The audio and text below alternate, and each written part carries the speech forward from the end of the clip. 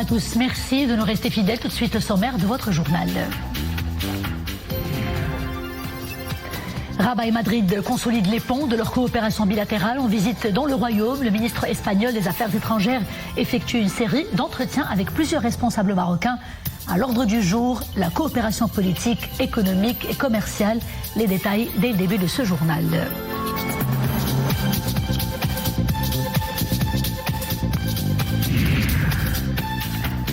Tourisme, nous mettrons le cap sur l'une des destinations les plus prisées en cette saison de fête de fin d'année. Merzouga, ses dunes et ses étendues désertiques s'apprêtent à faire le plein de visiteurs. Un boom plus que bienvenu pour les hôteliers de la région.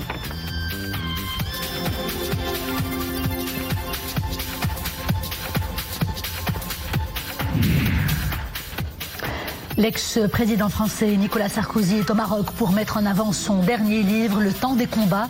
À Rabat, plusieurs personnalités du monde politique et universitaire ont répondu présent à la cérémonie de présentation de cet ouvrage.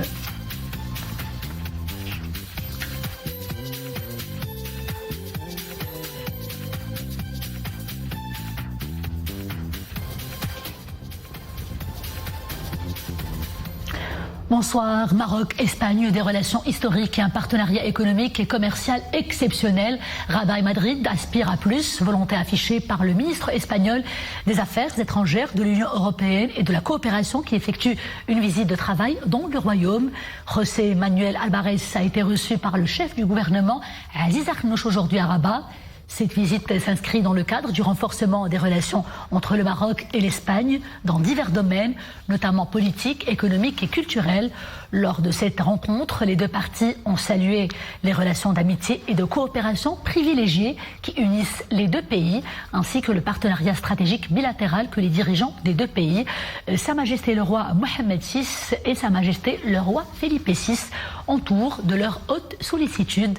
Les deux responsables se sont également félicités de la concordance des vues au sujet des différents dossiers d'intérêt commun, saluant également la qualité du partenariat bilatéral basé sur le bon voisinage, la confiance mutuelle et le dialogue permanent et constructif, particulièrement après la visite effectuée en avril 2022, l'année dernière au Maroc, par le président du gouvernement espagnol, Pedro Sánchez, à l'invitation de Sa Majesté le roi Mohammed VI, qu'il a érigé en partenariat stratégique multidimensionnel, englobant l'ensemble des domaines de coopération.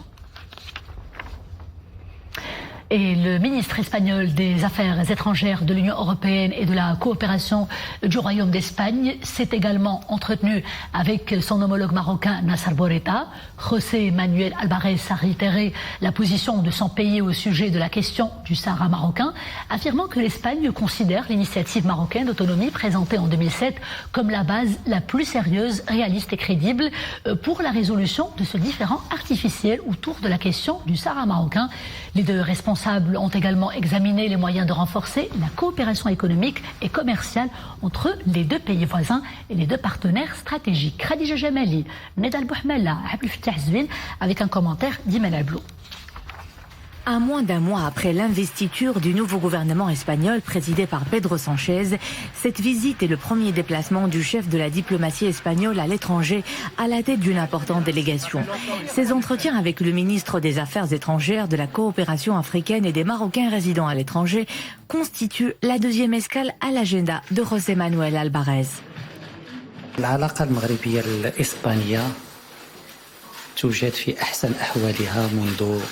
Les relations maroco-espagnoles ne se sont jamais aussi bien portées. Ces relations ont atteint un niveau jamais égalé en termes de solidité et de confiance. Depuis la rencontre entre Sa Majesté le roi Mohammed VI et le président du gouvernement espagnol Pedro Sánchez, une nouvelle dynamique a été insufflée à cette coopération. Un partenariat stratégique qui se confirme de jour en jour. Les échanges commerciaux ont connu une hausse de 40% par rapport à la période avant l'adoption de la feuille de route en avril 2022. Et les chiffres de cette année qui s'achève seront encore plus importants. Les échanges commerciaux entre les deux pays ont en effet atteint le chiffre de 20 millions d'euros.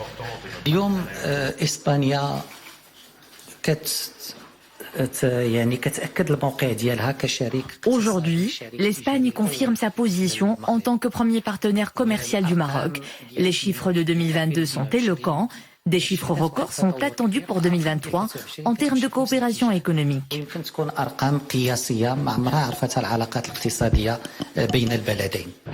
Sur le volet sécuritaire, le partenariat est tout aussi dense et exemplaire, confirme le chef de la diplomatie espagnole.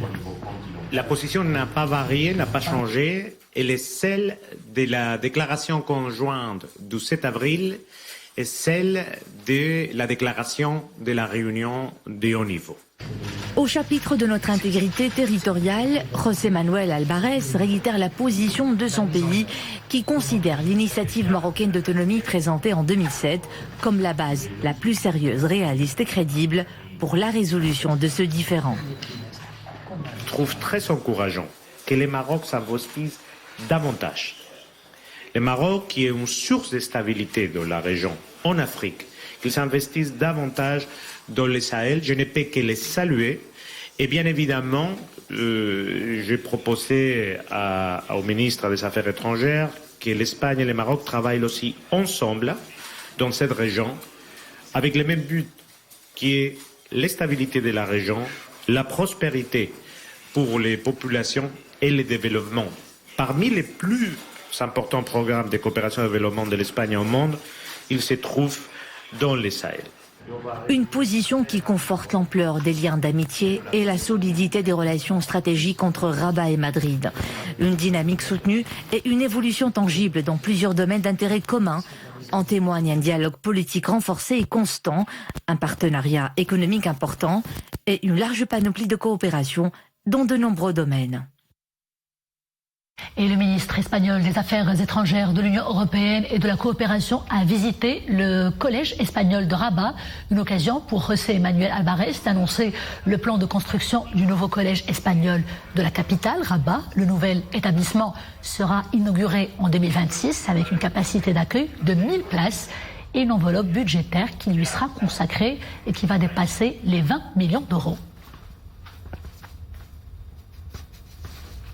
Un conseil de gouvernement s'est réuni aujourd'hui sous la présidence du chef du gouvernement, Aziz Arnouch. Le ministre délégué chargé des relations avec le Parlement, porte-parole du gouvernement, Moustapha Beytès, s'est également exprimé sur le dialogue gouvernemental avec les syndicats, en précisant les syndicats du secteur de l'enseignement, en précisant que ce dialogue se poursuit en vue de dissiper les craintes des cadres éducatifs au sujet de l'amélioration du statut des fonctionnaires de l'éducation nationale. L'opération de recensement de la population s'est également invitée aux travaux à la conférence de presse suivant ces travaux aussi. Le porte-parole du gouvernement, Moustapha Beytès, a souligné que le gouvernement accorde une grande importance à cette opération nationale prévue l'année prochaine. Le recensement de la population et de l'habitat est essentiel pour la construction des politiques publiques à l'avenir, a précisé Moustapha Beytès. Un projet de décret relatif à la préparation et à la réalisation de cette opération a été d'ailleurs adopté aujourd'hui même. Adoption également d'un projet de décret relatif au système d'assurance maladie obligatoire de base, l'AMO, et à la loi sur le système de pension pour les catégories des professionnels, des travailleurs indépendants et non salariés qui exercent une activité libérale. C'est un chantier d'envergure qui va transformer le visage de l'université marocaine, le pacte ESRI 2030, plan national d'accélération de la transformation de l'écosystème de l'enseignement supérieur, de la recherche scientifique, de l'innovation également, qui prend donc forme à travers plusieurs actions et plusieurs programmes de réinnovation pédagogique. Exemple tout de suite à l'université Ibn Tofel de Knetra, où 7 centres d'excellence ont été lancés, des leviers de compétences alignés sur les exigences du monde socio-économique. Reportage en compagnie de Wafa Yacoubi, Adnan Herras, Hasna Moussaoui et Marie Messi pour le commentaire. Des structures d'apprentissage, nouvelle génération qui promettent aux lauréats des liens constants avec le monde de l'entreprise. Une dynamique pédagogique de rang mondial est enclenchée.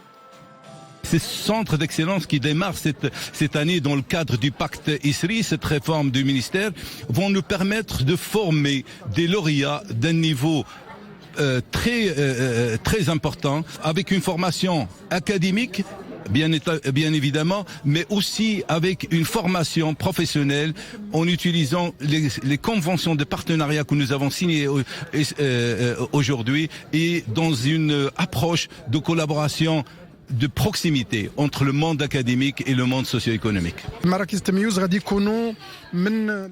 Les centres d'excellence comprennent différents pôles de compétences que l'étudiant peut intégrer à l'issue de la deuxième année d'études.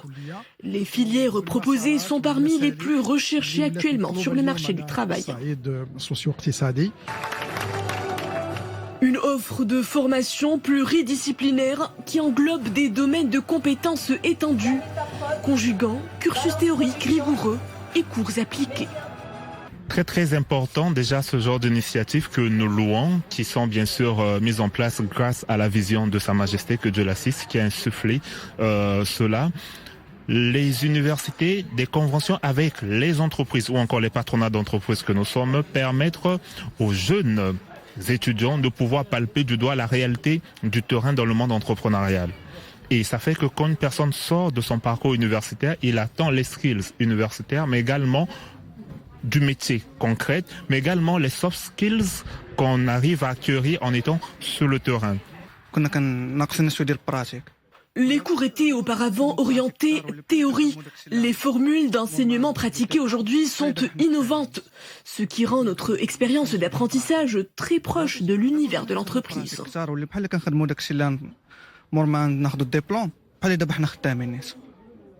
Former des cadres en accord avec les grands chantiers structurants de l'économie marocaine, l'alternance s'organise dans le calendrier universitaire. Un grand pas vers l'excellence.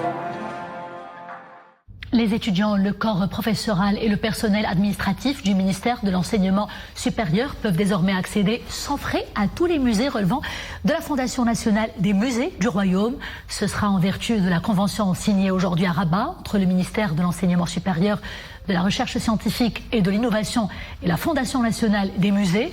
Cette convention s'inscrit dans le sillage des choix transformateurs, plaçant l'apprentissage tout au long de la vie au cœur de ses objectifs prioritaires. L'initiative vise également à établir des ponts entre l'écosystème universitaire et les musées. C'est aussi un acte de démocratisation favorisant une accessibilité élargie à l'art et à la culture en ouvrant les portes des musées nationaux sans frais aux étudiants, au corps professoral et au personnel administratif du ministère de l'Enseignement supérieur.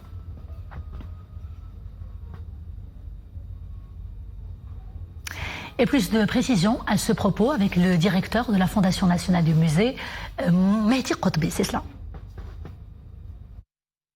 Cette convention va donner la possibilité à tous les étudiants de s'approprier tous les musées du Maroc et de connaître un peu mieux leur patrimoine, qu'il soit leur patrimoine historique ou leur patrimoine moderne et contemporain. Donner la possibilité, par cette gratuité, puisque le succès est extraordinaire de nos musées, grâce à l'impulsion que Sa Majesté a donnée à la culture, les Marocains fréquentent les musées. Vous imaginez, on est aujourd'hui entre 65 et 70% de jeunes qui viennent au musée. Avec ça, nous sommes en train de les encourager. On voit à présent la page Monde de ce journal, tout d'abord avec l'armée israélienne qui indique avoir mené aujourd'hui des interventions ciblées sur plusieurs sites aux alentours de Khan Younes, dans le sud de la bande de Gaza, y avoir trouvé un arsenal et détruit 2 descentes dans des tunnels. Pendant la nuit, de violents affrontements au sol ont eu lieu autour de Daïr al-Balah, à l'est de Bani Souhaïla, ou autour du camp de Khan Younes. Depuis le début de l'escalade de violence dans la région, plus de 18 000 Palestiniens ont été tués par l'armée israélienne. En Australie, le cyclone tropical Jasper a frappé le nord-est du pays, privant d'électricité quelques 15 000 foyers de courant. La tempête de catégorie 2 a touché la terre vers 17h locale. Des vents violents atteignant plus de 100 km/h ont été enregistrés au moment où Jasper a commencé à atteindre les côtes aussi.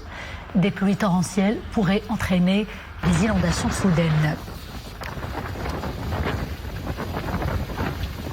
Le groupe pharmaceutique Pfizer revoit à la baisse ses prévisions de vente de vaccins anti-Covid-19. Le géant américain trébuche. Hier à Wall Street, il a reculé de plus de 8% à la mi-séance, et cela malgré l'efficacité du vaccin. Le vaccin de rappel, surtout, jugé adapté aux nouveaux variants émergents d'Omicron. Retour au Maroc avec d'abord cette bonne nouvelle pour le secteur touristique. Les arrivées ont atteint plus de 13 millions de personnes durant les 11 premiers mois de cette année, l'année en cours. En 11 mois seulement, un record absolu a été donc atteint, et cela en ayant dépassé celui de toute l'année 2019. Cette dynamique positive témoigne de l'efficacité des actions de promotion et d'aériens déployées par le Maroc, ainsi que son attractivité croissante en tant que destination touristique par excellence.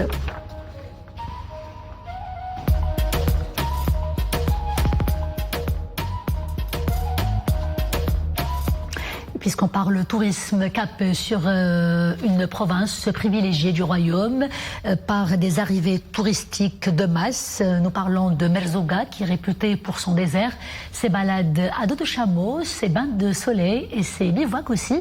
Des étendues désertiques, un climat sec et chaud qui font oublier les rigueurs et la morosité de l'hiver. Une destination de rêve en cette période de fête de fin d'année pour les touristes venant des 4 coins du monde. Un moment de dépaysement et d'évasion. Tout de suite, le reportage avec Oumé Marami et Esmet Tessi.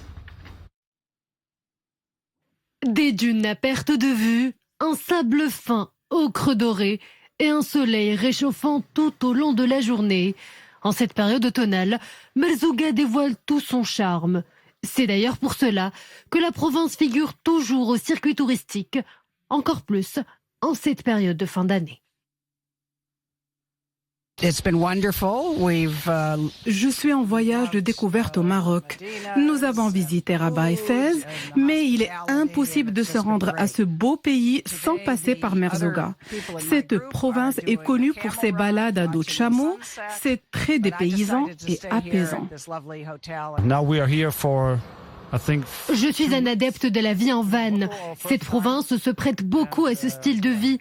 En cette période de l'année, il est difficile de trouver une région où il fait beau. Ajoutez à cela la sympathie des locaux. Un décor de rêve, une hospitalité sans pareil et une reconnexion à Dame Nature. La ville a de quoi séduire. Un potentiel que les acteurs du secteur touristique veillent à exploiter, encore plus en ces temps de fête. Une période de rush.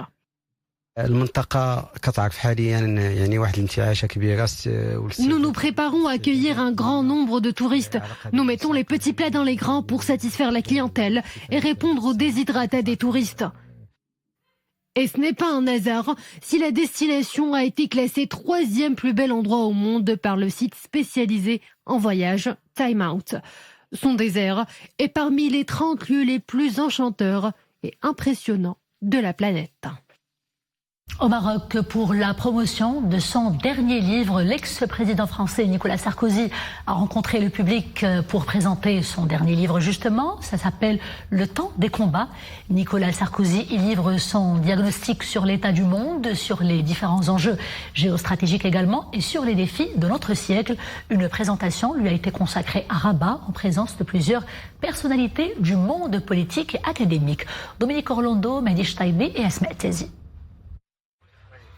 Avec ses 527 pages, on peut dire que Le temps des combats est un ouvrage volumineux. Il contient également un lexique dans lequel le Maroc a une bonne place, et même 2 très bonnes places. Entre la page 251 et 253, puis de la page 450 à 453. On y apprend ce que le président Nicolas Sarkozy nous a lui-même déclaré oralement hier après-midi à Rabat. Et l'assistance était émue. J'ai toujours été heureux quand je viens au Maroc. Mais c'est vrai, et pour moi, il n'y a pas de différence entre ce que je dis en privé et ce que je dis en public. J'ai toujours une grande admiration pour le souverain, pour Sa Majesté. Quelles que soient les époques, et ça fait bien longtemps que j'ai eu l'occasion de le rencontrer. J'ai eu souvent l'occasion de débattre avec lui. C'est un homme que j'admire. Un grand homme d'État assurément aujourd'hui toujours, monsieur Nicolas Sarkozy, dont les points de vue et les positions sont sans ambiguïté. Un homme sage, peut-on également ajouter, à la lueur de cette conférence toujours très instructive et clairvoyante.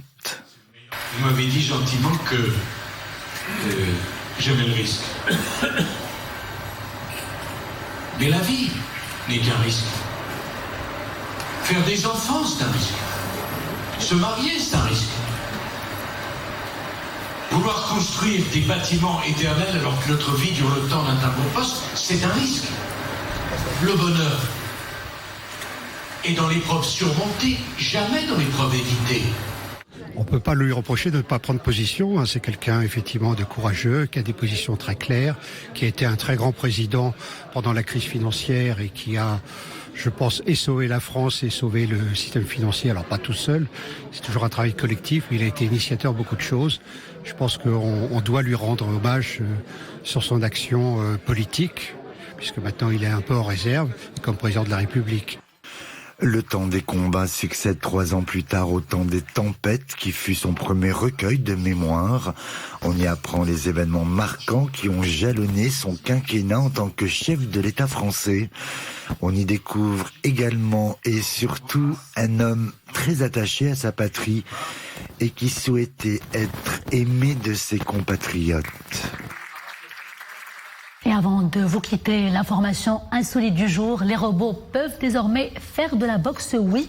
Des petits engins boostés par l'intelligence artificielle, désormais appelés des robots humanoïdes.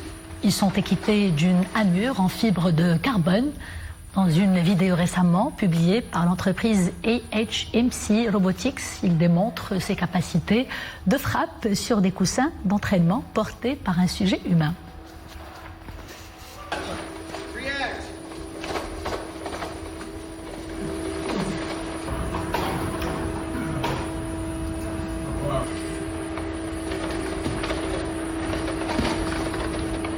On serait bien curieux de savoir ce qu'en pensent McGregor et Joshua. C'est la fin de ce journal. Merci d'avoir été des nôtres. Je vous dis à très bientôt, toujours avec grand plaisir. D'ici là, portez-vous bien.